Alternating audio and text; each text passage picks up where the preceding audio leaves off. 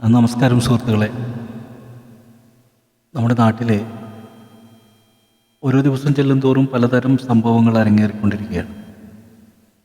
ഓരോ പ്രഭാതങ്ങളും പുതിയ പുതിയ വാർത്തകൾ കൊണ്ടാണ് നാം ഒക്കെ ഉണരുന്നത്. പല സംഭവങ്ങളും അതിൻ്റെ യാഥാർത്ഥ്യത്തിലേക്ക് എത്തുന്നത് വരെ സംശയത്തിൻ്റെ മുൾമുലയിലാണ് നോക്കിക്കാണാൻ കഴിയുകയുള്ളൂ. അങ്ങനെയായിപ്പോയി നമ്മുടെ അന്തരീക്ഷം. പല സംഭവങ്ങളും ഇതിനോടകം നമ്മുടെ നാട്ടിൽ അരങ്ങേറിക്കഴിഞ്ഞു. പലതരത്തിലുള്ള കേസുകളും ആക്സിഡൻറ്റുകളും കൊലപാതകങ്ങളും ഒക്കെ ആയി ബന്ധപ്പെട്ടുകൊണ്ട് പല വിഷയങ്ങളും ഇന്നും ഒരു പൂർണ്ണതയിലെത്താതെ അതിനെക്കുറിച്ച് പല കഥകളും ഉണ്ടാക്കിക്കൊണ്ട് പല ചാനലുകളും പലതരത്തിൽ പറഞ്ഞുകൊണ്ട് പോകുമ്പോൾ അതുപോലെ തന്നെ വന്നെത്തിയൊരു സംഭവമാണ് ശിരൂരിലെ ആ ഒരു ദുരന്തം. അതിൽ ധാരാളം ആളുകൾ മരണപ്പെട്ടുവെങ്കിലും യാദൃശ്ചികമായി അതിൻ്റെ അകത്ത് പെട്ടുപോയ ഒരാളാണ് അർജുൻ. ആ ലോറി എവിടെയാണെന്ന് കണ്ടെത്താൻ കഴിയാതെ 70ഓളം ദിവസങ്ങൾ പിന്നിട്ടുകൊണ്ടാണ് അത് കണ്ടെത്താനും ആ അർജുൻ എന്ന് പറയുന്ന വ്യക്തിയുടെ ബോഡി കിട്ടുകയും അത് സംസ്കരിക്കുകയൊക്കെ ചെയ്ത ചടങ്ങുകളൊക്കെ നമ്മൾ കണ്ടു. ആ സമയത്തൊക്കെ അവിടെ നിരന്തരം കേൾക്കുന്നൊരു പേരായിരുന്നു മനാഫ് എന്നുള്ളത്. ലോറി ഉടമയായ മനാഫിനെക്കുറിച്ച് ചില വർഗീയവാദികളായ ചാനലുകളൊക്കെ വളരെ മോശം പരാമർശങ്ങളൊക്കെ നടത്തിയിരുന്നു. നമ്മുടെ നാടിൻ്റെ ഏറ്റവും വലിയൊരു ശാപം അതാണ്.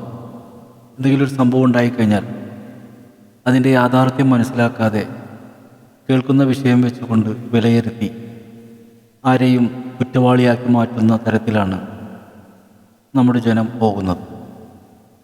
അങ്ങനെ മനാഫിനെക്കുറിച്ച് ധാരാളം കഥകൾ പലതരത്തിലും വന്നു തുടങ്ങി.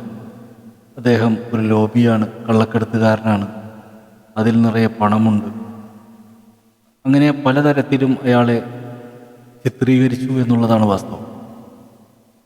എന്തെല്ലാം തരത്തിൽ ചിത്രീകരിച്ചാലും ആ സ്ഥലത്ത് നിന്ന് മാറാതെ താൻ എന്തുദ്ദേശത്തിലാണോ നിൽക്കുന്നത് ആ ഉദ്ദേശം പൂർത്തിയാക്കുന്നത് വരെ അദ്ദേഹം അവിടെ നിന്ന് മാറാതെ അതിനുവേണ്ടി പ്രയത്നിച്ചു എന്നുള്ളത് അത്ഭുതകരമായ കാര്യമാണ്. നമ്മളൊക്കെ നമ്മുടെയൊക്കെ ബന്ധുക്കൾ ആരെങ്കിലും ഒന്ന് ഹോസ്പിറ്റലായാൽ നമ്മളൊന്ന് പോയി നിന്നാൽ നമുക്ക് തന്നെ കുറച്ച് നേരം നിന്ന് കഴിയുമ്പോൾ വല്ലാത്തൊരു അസ്വസ്ഥതയാണ്. ഒന്ന് വീട്ടിൽ പോയിട്ടൊക്കെ കുളിച്ച് ഫ്രഷായി വരാമെന്നൊക്കെ പറഞ്ഞു പോകും.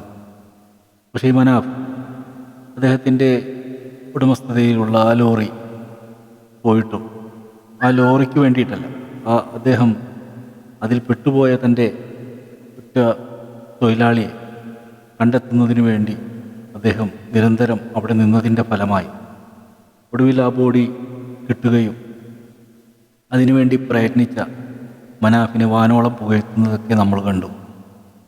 നമ്മുടെ നാടിൻ്റെ ഏറ്റവും വലിയൊരിതാണ് ആ ലോറി കണ്ടെത്താതെ ആ ബോഡി കിട്ടാതെ പോയിരുന്നെങ്കിൽ മനാഫ് മരിക്കുന്നത് വരെ മനാഫ് ഒരു കുറ്റവാളിയായി തന്നെ എല്ലാവരുടെയും മുമ്പിൽ നിൽക്കുമായിരുന്നു.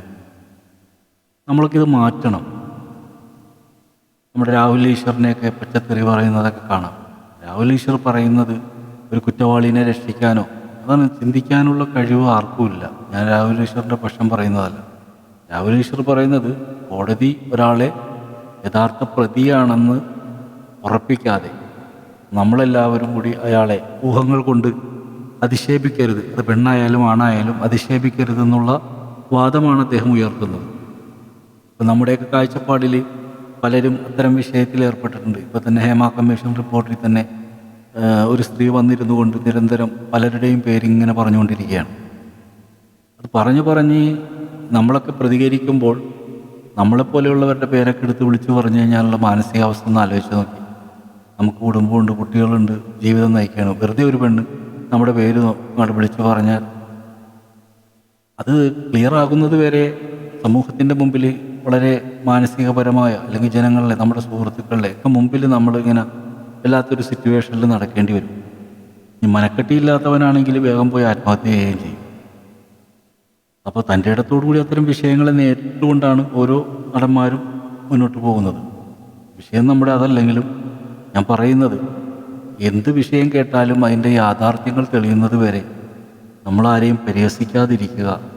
കാരണം അബദ്ധങ്ങൾ എല്ലാവർക്കും പറ്റും, തെറ്റുകളും പറ്റും. അത് പറ്റാത്തവരായി ആരുമില്ല. സാഹചര്യങ്ങളാണ് മനുഷ്യനെ ഓരോരോ കെണിയിൽ കൊണ്ടുപോയി പെടുത്തുന്നത്. അപ്പം അതുകൊണ്ട് സത്യങ്ങൾ ബോധ്യപ്പെടുന്നത് വരെ ഊഹാപോഹങ്ങൾ കൊണ്ട് അലങ്കരിക്കാതിരിക്കുക എന്നാണ് എനിക്ക് പറയാനുള്ളത്. കാരണം എല്ലാവർക്കും കുടുംബമുണ്ട്. ഇപ്പോൾ ഞാൻ നോക്കിയ സിദ്ദീഖ് എന്ന് പറയുന്ന ആ വ്യക്തി, അദ്ദേഹം ചെയ്ത തെറ്റ് അതുപോലെയുള്ള വിഷയങ്ങളൊക്കെ അവിടെ കിടക്കുന്നു. അദ്ദേഹത്തിൻ്റെ മകൻ ജാമ്യത്തിന് വേണ്ടി പോകുന്നു. എന്തു ചെയ്യാൻ പറ്റും? അദ്ദേഹത്തിൻ്റെ മകനായി പോയി. അദ്ദേഹത്തിനെ സംബന്ധിച്ചിടത്തോളം മകനിക്ക്, എല്ലാ മക്കളും ചിലപ്പോൾ അതുപോലെ ആകണമെന്നില്ല, എന്നാലും അദ്ദേഹം പിതാവിന് വേണ്ടിയിട്ട് അത്രയും, അദ്ദേഹവും ഒരു ആർട്ടിസ്റ്റായിട്ടാണ് നിൽക്കുന്നത്. അദ്ദേഹവും അതിനെക്കുറിച്ച് ചിന്തിക്കാതെ തൻ്റെ പിതാവിനെ അതിൽ നിന്ന് രക്ഷപ്പെടുത്താൻ. അപ്പോൾ നമ്മുടെയൊക്കെ രക്ഷിതാക്കൾ എന്തെല്ലാം തെറ്റുകൾ ചെയ്തിട്ടുണ്ടാവും, നമുക്കത് തള്ളിപ്പറയാൻ പറ്റും. നമ്മുടെ വാപ്പ മദ്യപിച്ച് വന്ന് ഒരാളായിട്ട് വലിയ പ്രശ്നം ഉണ്ടായിക്കഴിഞ്ഞാൽ, നമ്മുടെ പിതാവിനെ ആരെങ്കിലും തല്ലിയാൽ നമ്മുടെ പിതാവ് ചെയ്ത തെറ്റുകൊണ്ടായിരിക്കും തല്ലിയിരിക്കുന്നത്. പക്ഷെ നമ്മൾ അതിൻ്റെ തെറ്റും ശരിയും നോക്കാതെ പോയി പ്രതികരിക്കും. അത് നമ്മുടെ പിതാവായി പോയതുകൊണ്ടാണ്. അപ്പം അങ്ങനെ പല സംഭവങ്ങളും നമ്മുടെ നാട്ടിൽ അരങ്ങേറുന്നുണ്ട്. വെപ്രാളം പിടിച്ച് ഉത്തരങ്ങൾ കണ്ടെത്താതെ, ഉത്തരങ്ങൾക്ക് കണ്ടെത്താൻ ഇവിടെ പോലീസുണ്ട്, അതുപോലെ തന്നെ കോടതിയുണ്ട്. അപ്പം അതൊക്കെ അതിൻ്റെ നിയമത്തിൻ്റെ വഴിയിൽ പോയി തെളിയുന്നത് വരെ നിശബ്ദമായിരിക്കുക. പിന്നെ ചാനലുകൾ ഓരോ ഹെഡിങ്ങുകൾ കൊടുത്തുകൊണ്ട് മനുഷ്യരെ മാനസികമായിട്ട് ഡിപ്രഷൻ, കാരണം അവരെ സംബന്ധിച്ചിടത്തോളം റേറ്റിംഗ് കൂട്ടി അവർക്ക് വരുമാനം കിട്ടുന്നൊരു കാര്യമാണ്. അതുകൊണ്ട് വ്യത്യസ്തമായ കഥകൾ ആര് പറയുന്നോ അത് കാണാനായിരിക്കും കൂടുതൽ ജനങ്ങളുണ്ടാകുക എന്ന് അവർക്കും അറിയാം. അതുകൊണ്ട് ഊഹാപോഹങ്ങൾ കൊണ്ട് അവർ മാക്സിമം അതിനെ ബൂസ്റ്റപ്പ് ചെയ്യും. അത് കാണാൻ നമ്മളും നിൽക്കും. അതുകൊണ്ട് നമ്മൾക്കല്ല, അവർക്കാണ്. ഇപ്പോൾ പറഞ്ഞവരൊക്കെ തിരുത്തി പറഞ്ഞില്ലേ, മനാഫ് കള്ളനാണ്, കൊള്ളക്കാരനാണ്, മറ്റതാണ് മറിച്ചതാണെന്നൊക്കെ പറഞ്ഞിട്ട് ഇപ്പോൾ മനാഫിനെ എല്ലാവരും വാഴ്ത്തിപ്പാടുകയാണ്. അപ്പോൾ നമ്മൾ കേൾക്കുന്നവരെക്കുറിച്ച് വാഴ്ത്തിപ്പാടുന്നൊരു ദിവസം പിന്നെ വരും. അപ്പം അതുകൊണ്ട് ആരെയും ഊഹാഭാവങ്ങൾ കൊണ്ട് വിലയിരുത്തരുത്. എല്ലാം അതിൻ്റെ വഴിക്ക് പോയി പൂർണ്ണതയിലെത്തുന്നത് വരെ. ഇപ്പോൾ ജിഷാക്കുല കേസ് നടന്നു, അതിൽ അമീറുൽ ഇസ്ലാം എന്ന് പറയുന്നൊരു പ്രതിയെ പിടിച്ചു. ഇപ്പോൾ തന്നെ അമീറുൽ ഇസ്ലാം അല്ല എന്നാണ് പറയുന്നത്. ഒരുപാട് ആളുകൾ അതിനെക്കുറിച്ച് സംസാരിക്കുന്നു. അമീറുൽ ഇസ്ലാം അല്ല പ്രതി, മറ്റാരോ ആണ് പ്രതിയെന്ന്. പക്ഷേ അമീറുൽ ഇസ്ലാം ഇപ്പോഴും ജയിലിലാണ്. ഇനി നാളെ ഒരിക്കൽ അദ്ദേഹമല്ല പ്രതി, അദ്ദേഹം നിരപരാധിയായിരുന്നു എന്ന് പറഞ്ഞ് പുറത്തോട്ട് വന്നു കഴിഞ്ഞാൽ ഇത്രയും കാലം അയാൾ അനുഭവിച്ച ആ ദുരന്തം, അതിനാര് സമാധാനം പറയും? നമ്മൾ വേണമെങ്കിൽ വാഴ്ത്തിപ്പാടും, നമ്മൾ പറയും നല്ലൊരു മനുഷ്യനായിരുന്നു, അദ്ദേഹത്തിന് അങ്ങനെ കാണിച്ചു, ഇങ്ങനെ കാണിച്ചു, മറ്റത് കാണിച്ചു, എല്ലാം കാണിച്ചു എന്ന് പറയുമ്പോൾ അദ്ദേഹത്തിൻ്റെ ഇത്രയും വർഷത്തെ ജീവിതം പോയില്ലേ? എത്രയോ കാലം ജോലിയെടുത്ത് കുടുംബം നോക്കേണ്ട ആ മനുഷ്യൻ്റെ സമയം, അതുപോലെ തന്നെ അദ്ദേഹത്തിൻ്റെ സ്വാതന്ത്ര്യപരമായ കാഴ്ചപ്പാടുകൾ എല്ലാം ഒരു നിമിഷം കൊണ്ട് അടച്ചു പൂട്ടിക്കെട്ടി. അപ്പോൾ ഒരു ഭാഗത്ത് കുറ്റവാളികളുമുണ്ട്, മറുഭാഗത്ത് കുറ്റം ചെയ്യാതെ കുറ്റം ആരോപിക്കപ്പെട്ടുകൊണ്ട് കുടുങ്ങിപ്പോകുന്നവരുണ്ട്. അപ്പം അതുകൊണ്ട് ഈ ഊഹാപോഹങ്ങളില്ലാതെ യാഥാർത്ഥ്യങ്ങളെ മനസ്സിലാക്കിക്കൊണ്ട് യാഥാർത്ഥ്യങ്ങൾക്ക് വേണ്ടി സംസാരിക്കുന്നവരാകണം നമ്മുടെ സമൂഹം. എൻ്റെ വാക്കുകൾ ആരും സ്വീകരിക്കേണ്ട, കാരണം ഓരോന്ന് കാണുമ്പോൾ മനസ്സിന് വല്ലാത്ത പ്രയാസം തോന്നുന്നുണ്ട്. സാമൂഹ്യപരമായ വിഷയങ്ങളിലൊന്നും ഇടപെടാറില്ല, കാരണം ഇടപെട്ടതിൻ്റെ പേരിൽ പലതരത്തിലും മാനസികപരമായ പല പ്രശ്നങ്ങളും അനുഭവിച്ചിട്ടുള്ള ഒരാൾ തന്നെയാണ് ഞാനും. അപ്പോൾ അതുകൊണ്ടാണ് ഞാൻ ഇത് കണ്ടപ്പോൾ ഇങ്ങനെ പറയണമെന്ന് തോന്നിയത്. അതുകൊണ്ടിപ്പോൾ മനാഫ് വാഴ്ത്തപ്പെട്ടവനായി. ആ ലോറി കിട്ടിയില്ലായിരുന്നെങ്കിൽ മനാഫ് ഒരു കള്ളക്കടത്തുകാരനോ അല്ലെങ്കിൽ മറ്റെന്തെങ്കിലുമായി സമൂഹത്തിൻ്റെ മുമ്പിൽ അദ്ദേഹം മരിക്കാതെ മരിക്കുമായിരുന്നു. ഇപ്പോൾ എല്ലാവരും മനാഫ് എന്ന് പറയുന്ന നല്ല വ്യക്തിത്വത്തെക്കുറിച്ച് ആഘോഷിക്കുകയാണ്. അത് അദ്ദേഹം അവിടെ നിന്ന് മാറാതെ അതിനുവേണ്ടി അങ്ങേയറ്റം പരിശ്രമിച്ചതിൻ്റെ ഫലം കൊണ്ടുണ്ടായതാണ്. അദ്ദേഹത്തിൻ്റെ സുഖം നോക്കി പോകാമായിരുന്നു, പക്ഷെ പോയില്ല. തൻ്റെ തൊഴിലാളിയോടുള്ള കടപ്പാട്, ആ കുടുംബത്തിനോടുള്ള കടപ്പാട് എല്ലാം മനസ്സിൽ സൂക്ഷിച്ചുകൊണ്ട് അത് കണ്ടെത്താൻ വേണ്ടി അദ്ദേഹം അനുഭവിച്ച ത്യാഗം നിസ്സാരമൊന്നുമല്ല. പലരോടും തല്ലുപിടിച്ചും പോലീസുകാരുടെ തല്ലുകൊണ്ടും അങ്ങനെ പലതുമൊക്കെ നമ്മൾ കേട്ടു വാർത്തയിലൂടെ. ഇതെല്ലാം അദ്ദേഹം കൊണ്ടിട്ടുണ്ടെങ്കിൽ അർജുനെ പുറത്തു കൊണ്ടുവരാൻ വേണ്ടിയിട്ടായിരുന്നു. കണ്ണടച്ച് പോയിരുന്നെങ്കിൽ അത് അവിടുന്ന് മാഞ്ഞു പോകുമായിരുന്നു. പക്ഷെ മനാഫ് എന്ന് പറയുന്ന വ്യക്തി എന്നും സമൂഹത്തിലൊരു കുറ്റവാളിയെപ്പോലെ ആയി തീരുമായിരുന്നു. അതിന് അദ്ദേഹം നിന്നില്ല. അദ്ദേഹത്തിൻ്റെ മനുഷ്യത്വം, ആ മനുഷ്യത്വം കൊണ്ടാണ് ആ സത്യം പുറത്തോട്ട് വരാൻ കഴിഞ്ഞത്. അങ്ങനെ നമ്മുടെ നാട്ടിൽ പല സംഭവങ്ങളും യാഥാർത്ഥ്യങ്ങൾ കണ്ടെത്താൻ കഴിയാതെ ആരോപണങ്ങളുടെ പുറത്ത് കിടക്കുകയാണ്.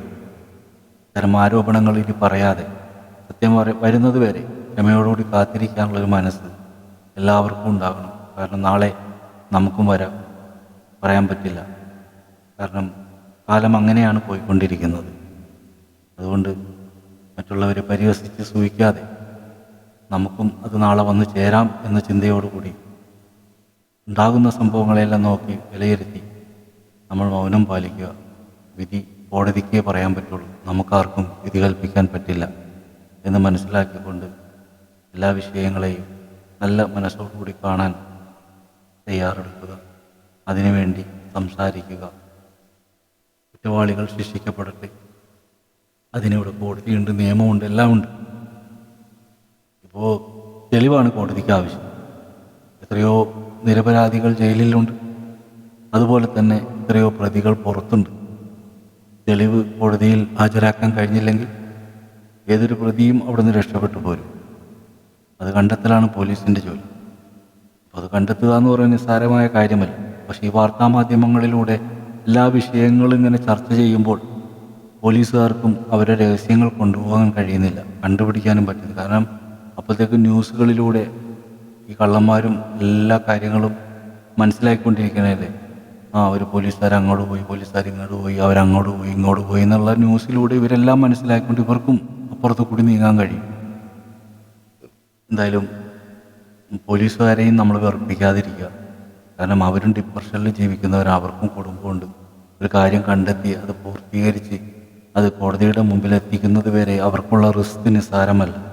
അപ്പോൾ നമ്മളെല്ലാവരും കൂടി പലതരത്തിൽ സംസാരിക്കുമ്പോൾ അവർ മാനസികമായിട്ട് തളരും. അപ്പോൾ അതുകൊണ്ട് എല്ലാവരും സ്നേഹത്തോടുകൂടി സൗഹാർദ്ദത്തോടു വിഷയത്തെ സമീപിച്ചാൽ എല്ലാ പ്രശ്നങ്ങൾക്കൊരു എന്താ പറയുക, ഒരു സുഖമുണ്ടാവും. എത്രയോ കൊലപാതകങ്ങൾ നടക്കുന്നു, എത്രയോ പീഡനങ്ങൾ നടക്കുന്നു, പ്രതികളെ പിടിക്കുന്നു, ജയിലിലടക്കുന്നു, അങ്ങനെ പല സംഭവങ്ങളും നടക്കുന്നുണ്ടെങ്കിലും ഇത്രയും സംഭവങ്ങൾ ഉണ്ടായിട്ടും ഇന്നും പിന്നെയും പിന്നെയും ഇതേ വാർത്തകൾ തന്നെ നമ്മൾ കാണുകയാണ്. എന്താണ് ആളുകൾക്ക് ഭയമില്ലാത്തത്? അപ്പോൾ ഭയപ്പെടുത്തുന്ന തരത്തിലുള്ള ഒരു പ്രക്രിയ നമ്മുടെ കേരളത്തിലില്ല, അല്ലെങ്കിൽ ഇന്ത്യയിലില്ല എന്നാണ് പറയേണ്ടത്. കാരണം ആർക്കും എങ്ങനെ എന്ത് ചെയ്താലും പണമുണ്ടെങ്കിൽ രക്ഷപ്പെടാമെന്ന് പറയുന്ന ഒരവസ്ഥ തന്നെ ഇവിടെയുണ്ട്. അപ്പോൾ ഞാൻ ഈ വാർത്തയിൽ തന്നെ മനസ്സിലാക്കിയൊരു കാര്യം, സാധാരണക്കാരനാണ് ഈ വിഷയം ചെയ്തിരുന്നെങ്കിൽ അവൻ പണ്ടേ അകത്തായേനെ ബോക്സ് ഓഫീസിൽ.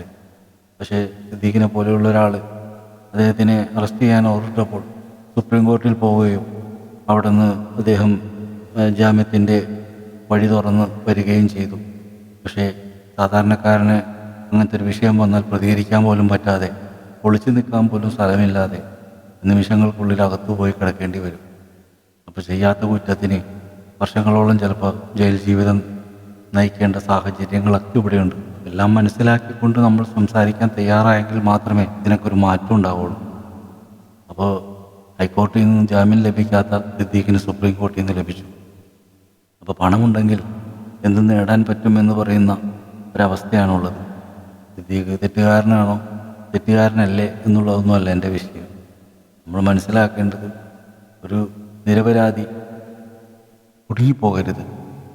ആ നിരപരാധി കുടുങ്ങാതിരിക്കാൻ നമ്മളൊക്കെ ആരോപണങ്ങളായിട്ട് ഇറങ്ങാതിരിക്കുക, നല്ലപോലെ ആലോചിച്ച് പ്രതികരിക്കുക. അപ്പോൾ എങ്കിൽ മാത്രമേ സത്യം ജയിക്കുകയുള്ളൂ. എല്ലാവരും ഇത്തരം വിഷയങ്ങളിലൊക്കെ ആത്മാർത്ഥമായിട്ടുള്ള ചിന്താഗതിയോടുകൂടിയും ബോധത്തോടുകൂടിയുമൊക്കെ എന്തെങ്കിലും കണ്ടാൽ വേഗം തന്നെ നമുക്ക് തോന്നിയ മറുപടികൾ കമൻ്റായിട്ടിട്ടുകൊണ്ട് അങ്ങനെ ഒരുപാട് ആൾക്കാർ നല്ലപോലെ ചമയുന്ന കുറേ ആളുകളെയൊക്കെ നമുക്ക് കമൻറ്റിലൂടെ കാണാൻ പറ്റും. അപ്പോൾ അത് വേണ്ട. എല്ലാവരുടെയും കയ്യിൽ എന്തെങ്കിലും ഒരു തരത്തിലുള്ള ചെറിയ തെറ്റുകളൊക്കെ ഉണ്ടാവും. അപ്പോൾ തെറ്റില്ലാത്ത ആരും ഈ ലോകത്തില്ല. പലതരത്തിലാണ് തെറ്റുകൾ കിടക്കുന്നതെന്ന് മാത്രം. അതുകൊണ്ട് യാഥാർത്ഥ്യങ്ങൾ അറിയുന്നത് വരെ നമ്മൾ ഉദ്ദേശങ്ങൾ കൊണ്ട് ആരെയും അളക്കാതിരിക്കുക എന്ന് വിനയപൂർവ്വം പ്രാർത്ഥിക്കുന്നു. മനാഫ് എന്ന് പറയുന്ന വ്യക്തി, ആ വ്യക്തി ഇത്രയും മഹത്വം കിട്ടിയത് അവിടെ നിന്ന് വിട്ടുമാറാതെ അവിടെ നിന്നതുകൊണ്ടാണ്. അല്ലെങ്കിൽ ആ ലോറി കിട്ടിയില്ലായിരുന്നുവെങ്കിൽ മനാഫ് അദ്ദേഹത്തിൻ്റെ മരണം വരെയും അദ്ദേഹത്തിൻ്റെ കുടുംബവും അദ്ദേഹവും എല്ലാം അർജുനൻ്റെ കുടുംബം വരെയും അദ്ദേഹത്തിനെ സംശയിച്ച് വല്ലാത്തൊരവസ്ഥയിലായി പോകുമായിരുന്നു. 140 രൂപ വരെ ദൈവം തുണച്ചു. അദ്ദേഹത്തിൻ്റെ നല്ല മനസ്സും അതുകൊണ്ട് ആരെയും നമ്മൾ മുൻവിധിയിൽ വിലയിരുത്താതിരിക്കുക എന്ന് പ്രത്യേകം ഓർമ്മപ്പെടുത്തുന്നു. പിന്നെ കൂടി വാങ്ങിക്കണം.